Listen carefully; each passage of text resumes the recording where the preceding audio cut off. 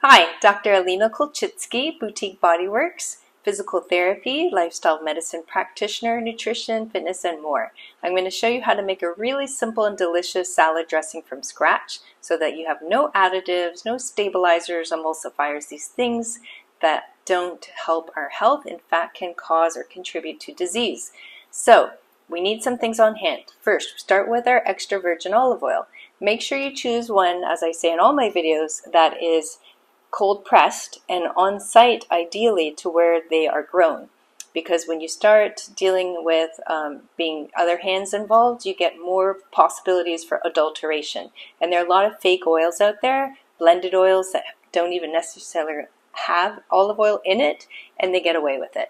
So if you have cold pressed on site where it's picked, it is what it says it is. And it's not going to be affected by as much of the things that can happen with changing hands and being shipped and processed elsewhere. You don't lose as much of the freshness, and oils go rancid, and the more they're exposed to light, that is true. So again, also choose olive oil that is in a dark bottle. This is green, it could be green or black, but dark, so it prevents light coming in to oxidize the oil, make it rancid or go bad. And then you want to keep it out of heat, so don't put it near on your counter or near your stove or oven. Make sure it's in a dark place and away from heat. And glass, so you want it to be glass, not plastic. Okay, let me lower the camera. I always make my salad dressing in a bowl that I'm going to use to eat out of. So here I have just a large bowl. You could also use a small metal mixing bowl if you want to, but I'm going to put in 2 tablespoons. I'm just eyeballing it. Okay, so that's roughly 2 tablespoons. Then next we're going to add in some fresh lime juice. So we're going to cut that in half, and this is going to be for just me. So you want to make this, I'm eating my salad as a meal. So you want to increase the quantities to serve the amount of people that you're feeding. So just squeezing the juice out of half of a lime. If fresher is better. Yes, you can buy already squeezed juice in those little lime and lemon shaped plastic containers. I highly recommend fresh. Not only is it healthier, real food, minimally processed, but it is tasting fresher. Okay, now let's add in some mint. So I've already picked from my garden about a handful of mint, and while I pick it, I'm going to tell you why it's so good for you. So we're going to just right into the bowl straight. So we want to remove the leaves from the stems. You can buy fresh mint in your produce section at your grocery store, or you could use, as I said, dry. So a couple of teaspoons would suffice. But when fresh, you need more. I'm using about a handful. Again, when we're cooking, it's not an exact science. We don't have to have precise measurements. You do for baking, but not for cooking. It's more of an art and to taste, to what you prefer. So mint, it is an herb that has some health benefits.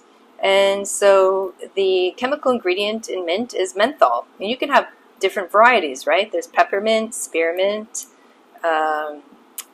wintergreen, right? So there's different varieties, but they're similar in terms of having that chemical ingredient that is natural to the plant called menthol.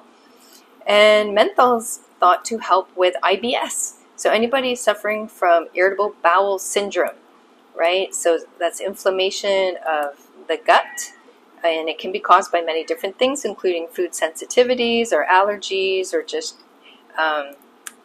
not eating a very healthy diet, high in processed foods that irritate your gut, pesticides over time, consumed regularly. So that's why I always encourage eating organic as much as possible, especially the foods that you eat regularly.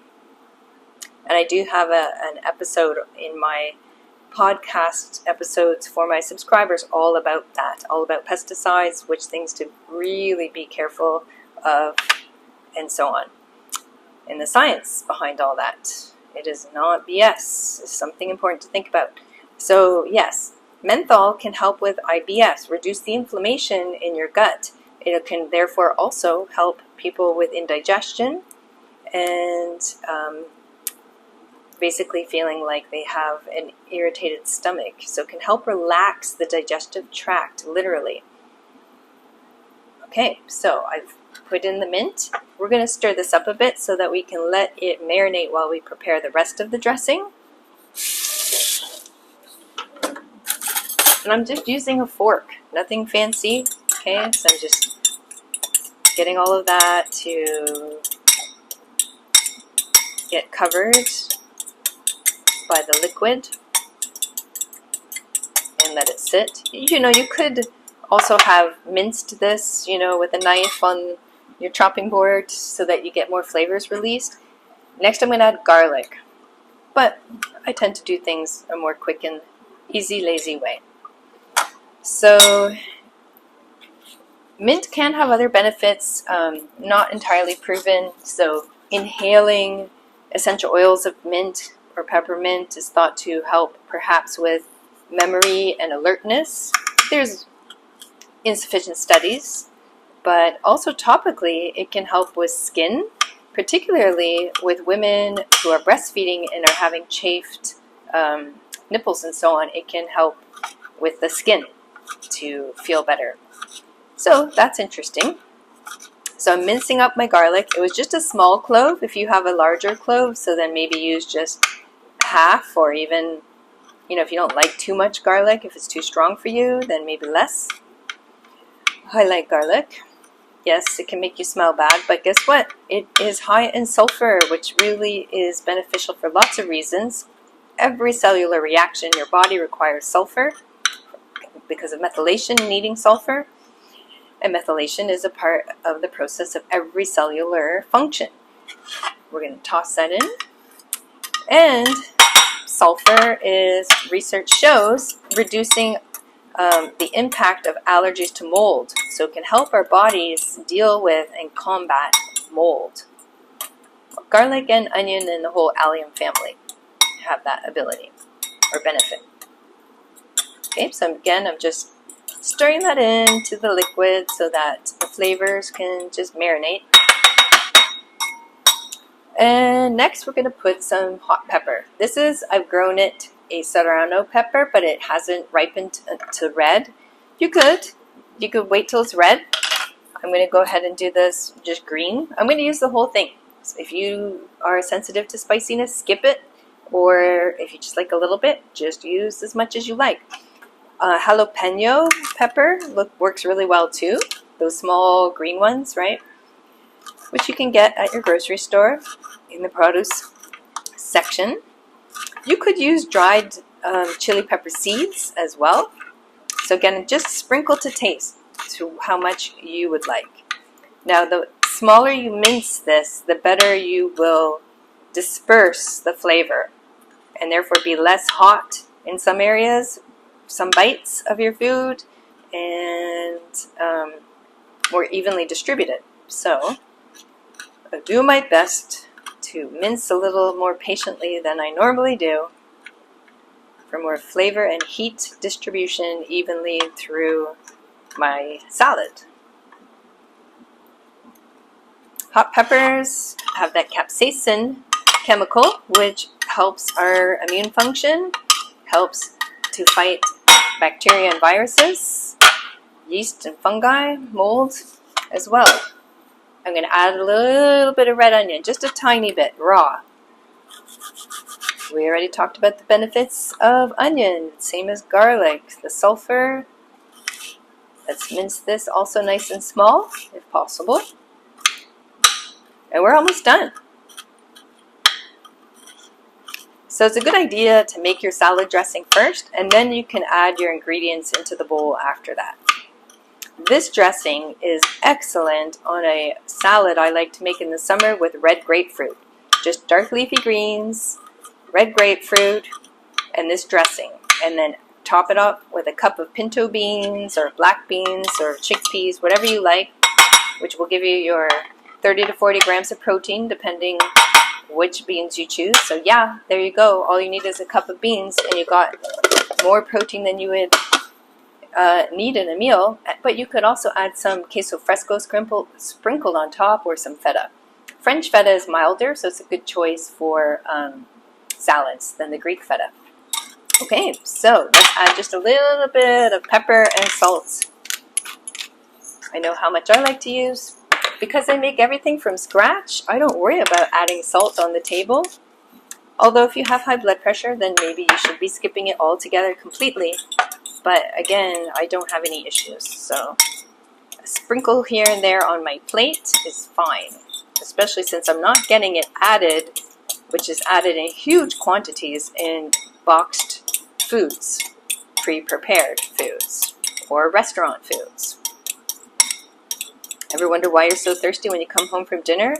All that salt and sugar used to enhance flavor in your meals at restaurants. Okay, our dressing is ready. So now I can make my salad of choice. So, like I said, we could put in I like to put the leaves first if you're doing a leafy green salad. So would take my pre-washed organic dark leafy greens, toss it so everything gets mixed, and then add in my red grapefruit, which I would peel and section, and then cut into little segments. So I'd take each segment I've sectioned off and then cut it into chunks. Toss it all together, and then maybe add a tiny bit of cheese on top, or skip it altogether. And then add your beans for protein, and that's your meal. If you're needing a grain because you haven't had much today, then you could put warm tortilla on the side, or you could put some farro. Cooked farro is a whole grain. It's also really good for you and high in protein as well. And you could toss that in to add a grain to this and make it a very well-balanced meal. But know that you don't have to worry about that in terms of proteins, because it is a myth that has been perpetuated that with the plant world of proteins, they're incomplete. It is not true. All plants contain all 20 essential amino acids. You do not have to combine beans and legumes to get all 20. That is old, bad science. So it's not true. So as long as you're eating a balanced, healthy diet, you are fine. And yes, there's a variety of ratios of different amino acids in the protein profile of various plants. And as long as you're eating 3 meals a day and getting 20 plus grams per meal of protein, which the average American does get, you're fine and you don't need to worry about it. This is from the director of preventative medicine at Stanford University, who studies all this stuff. He specifically studied this, and listened to a really good interview of him talking about that, amongst other things. Okay, so with our salad dressing, other choices you could do, you're only limited by your creativity. So go to town. You can chop up some cucumber, avocado, some tomato, and throw in some some sesame seeds, or instead some pumpkin seeds. So those are other ways if you want to add even more protein. So that's all. Get creative. If you're looking for a heartier salad dressing, check out my recipe video, free, here on YouTube. It's called the Cowboy Caviar with Tahini Lime Dressing. In that video, I also show you how to make a tahini lime dressing. So that will give you a little healthier, not healthier, a heartier dressing that gives you more, makes you feel full because it's got more fats in it. But yes, this is a nice light dressing, lots of flavor and lots of health benefits. Thank you. You can share this video. It's free for all to help live more optimally and function your best life. Thank you. Bye for now.